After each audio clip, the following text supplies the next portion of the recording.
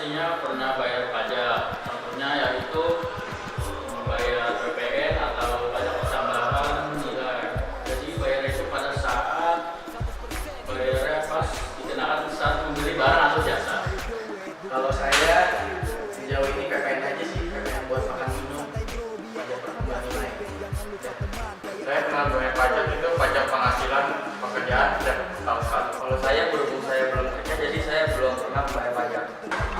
Kalau saya belum kerja ya. Jadi kalau pajak yang berhubungan sama pekerjaan saya belum bayar.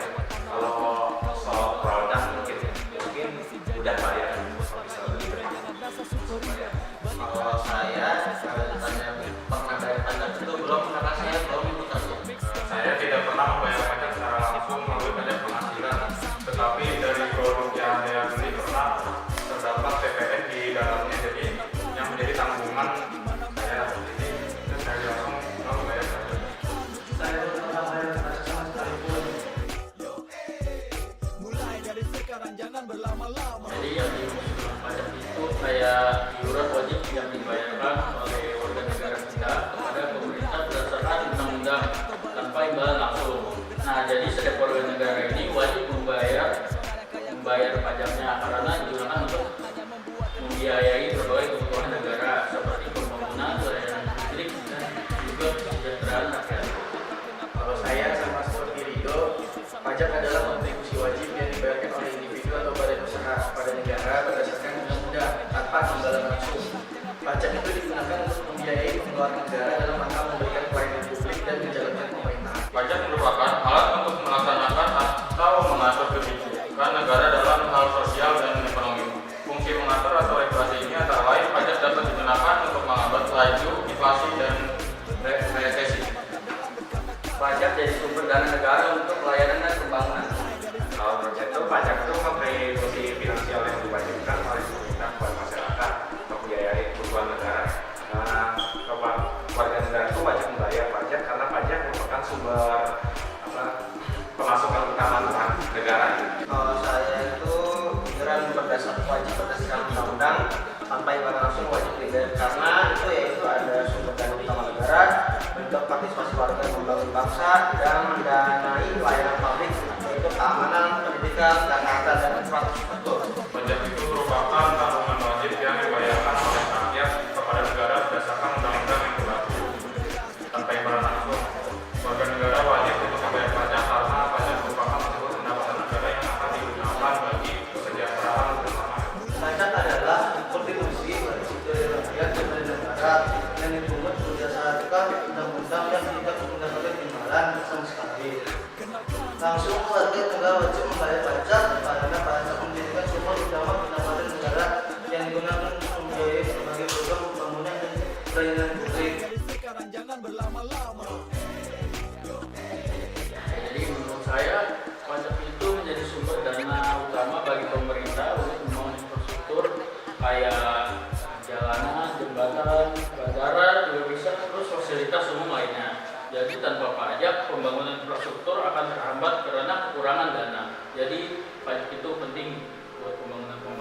Pajak berperan penting dalam pembangunan infrastruktur karena menjadi salah satu sumber utama penerimaan negara. Jadi pajak itu ya sumber utamanya salah satu sumber utama penerimaan itu pajak. Ya itu penerimaannya pajak.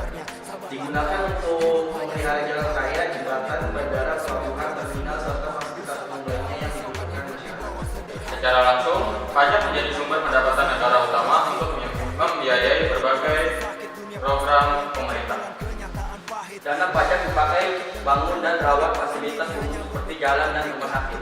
Pajak itu dia menyediakan dana yang digunakan pemerintah dan memelihara infrastruktur di jalan, jembatan, sekolah, rumah sakit. Dengan dana pajak, pemerintah dapat menjalankan proyek-proyek pembangunan yang mendukung pertumbuhan ekonomi dan kesejahteraan masyarakat. Itu kalau saya adalah pajak adalah sumber dana utama untuk membangun jalan, jembatan, bandara, pelabuhan, listrik, dan internet. Untuk infrastruktur itu baik untuk masyarakat ekonomi dan kekurangan kesenjangan daerah. Dana yang didapat dari pajak digunakan oleh pemerintah untuk membiayai pembangunan infrastruktur seperti jalan, jembatan, bandara, pelabuhan, serta sistem transportasi publik. Pajak digunakan membiayai pembangunan infrastruktur jalan, jembatan, bandara, pelabuhan, dan memberatakan kota secara transportasi lainnya.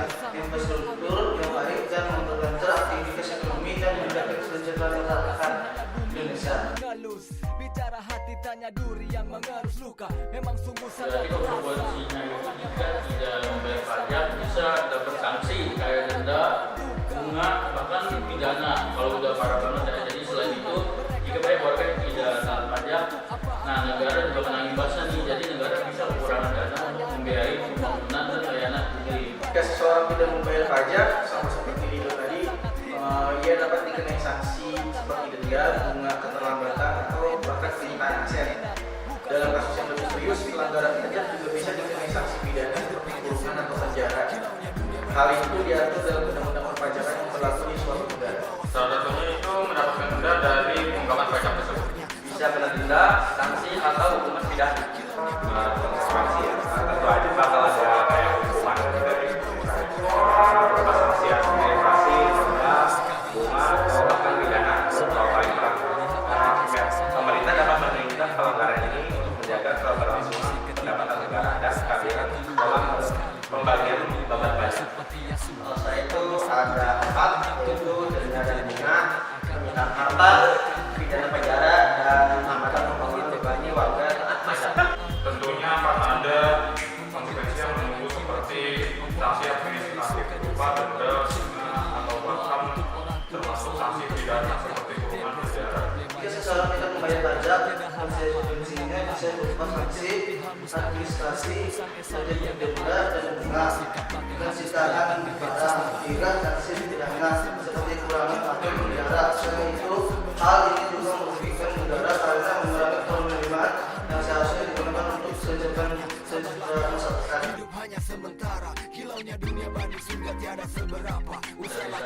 Dana pajak digunakan untuk membangun sekolah, menggaji guru, menyediakan buku dan beasiswa. Jadi kalau di bidang kesehatannya itu pajak digunakan untuk membangun rumah sakit, puskesmas, menyediakan obat serta mendanai program BPJS Kesehatan. Ini juga penting buat dilakukan. Sama kayak video tadi, dana pajak itu digunakan untuk membiayai sekolah negeri, gaji guru, beasiswa, serta pembangunan sarana dan prasarana pendidikan. Di sektor kesehatan pun pajak digunakan untuk membangun rumah sakit, membayar tenaga medis, menyediakan obat-obatan, serta mendanai program kesehatan seperti layanan BPJS. Dari segi pendidikan dapat memberikan beasiswa bagi siswa kurang mampu, pembangunan sekolah di daerah terpencil, program pendidikan gratis untuk anak-anak, pelatihan guru.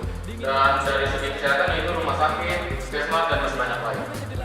Kalau dari pendidikan, dana pajak biaya sekolah. Kalau dari kesehatan, rumah sakit dan layanan kesehatan. Dana pajak ini digunakan untuk membiayai pembangunan operasional fasilitas pendidikan serta kesehatan seperti membangun sekolah, menyediakan guru, membangun rumah sakit, serta program kesehatan masyarakat. Ini membantu meningkatkan kualitas hidup dan kesejahteraan. Kalau untuk pendidikan yaitu untuk membangun sekolah, belajar guru, pos, KIP, beasiswa, dan kesehatan. Untuk kesehatan yaitu bangun operasional seperti puskesmas, RSUD, biaya JKN atau KIS. Untuk masyarakat yang tidak mampu, program kesehatan atau imunisasi atau stunting dan gaji tenaga kesehatan. Jadi pajak dialihkan kepada APBN kemudian untuk membiayai gaji guru, pembangunan fasilitas sekolah, serta subsidi pendidikan. Di sektor kesehatan pajak digunakan untuk membiayai rumah sakit, program imunisasi, serta jaminan BPJS Kesehatan beserta layanan kesehatan gratis atau subsidi bagi masyarakat yang kurang mampu.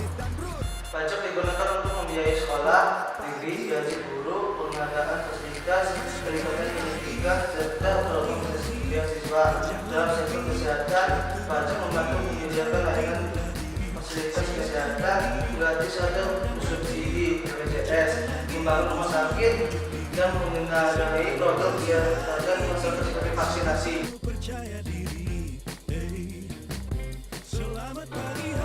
Dari saya, kesadaran membayar pajak itu mencerminkan tanggung jawab sebagai warga negara ya. Semakin banyak yang sadar tentang pajak, jadi semakin besar pula dana yang tersedia untuk pembangunan kesejahteraan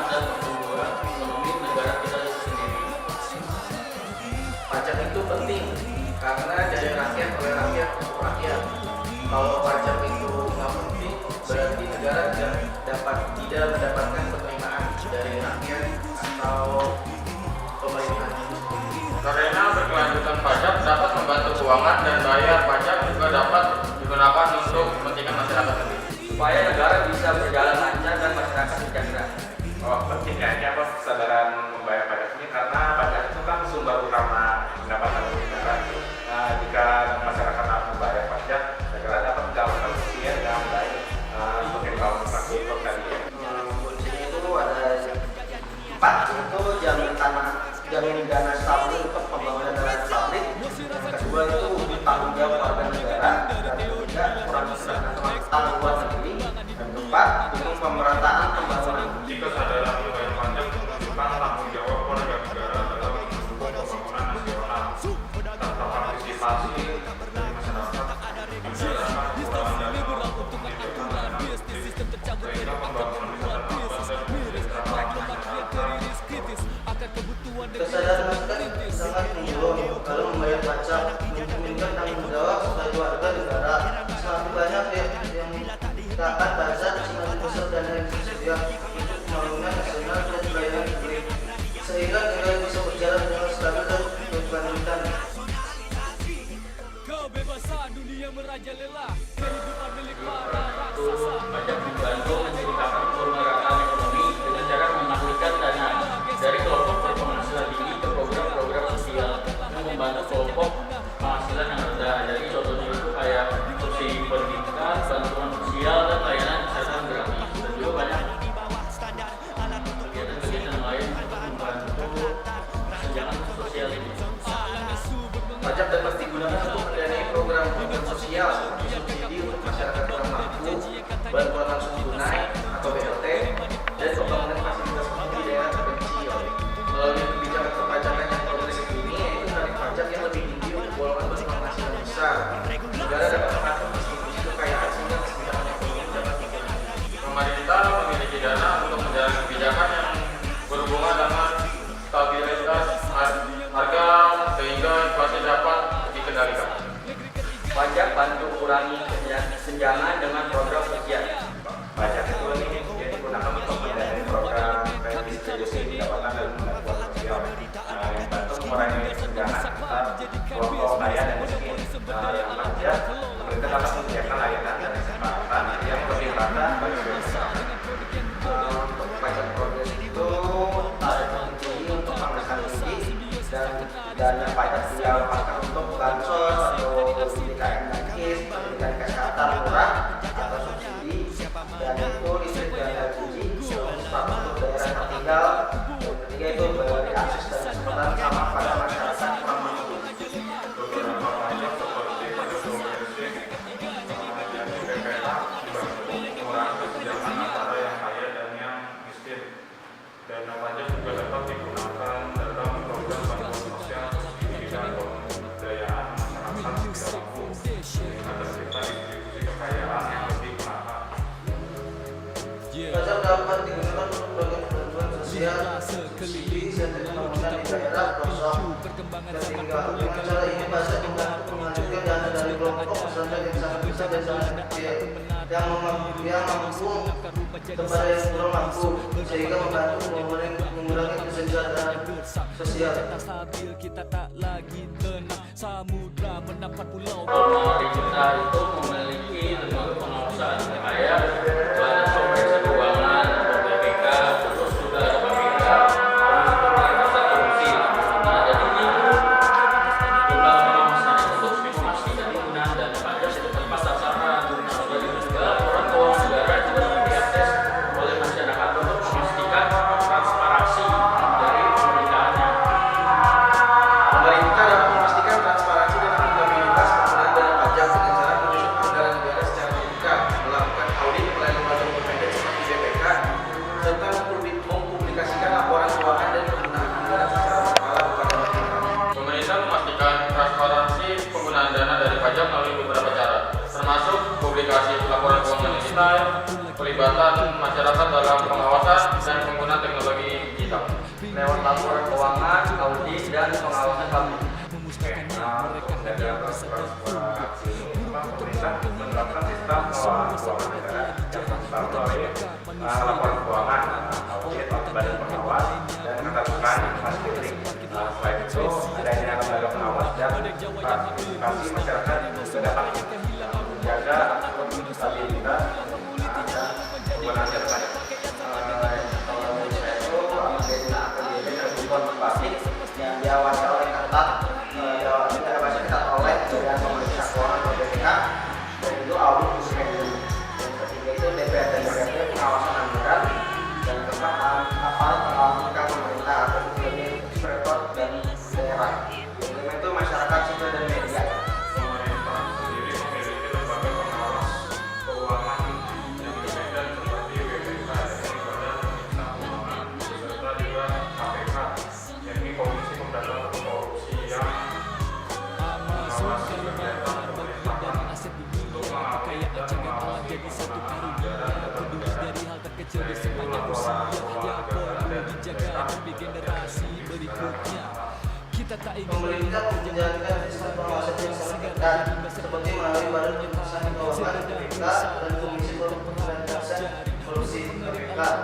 Selain itu, anggaran pendapatan dan belanja negara (APBN) disusun secara terbuka dan diakses publik untuk memastikan penggunaan pajak dilakukan secara jujur, efisien, dan bertanggung jawab. Reboisasi salah satu terapi hemat energi kembali dan langit biru pun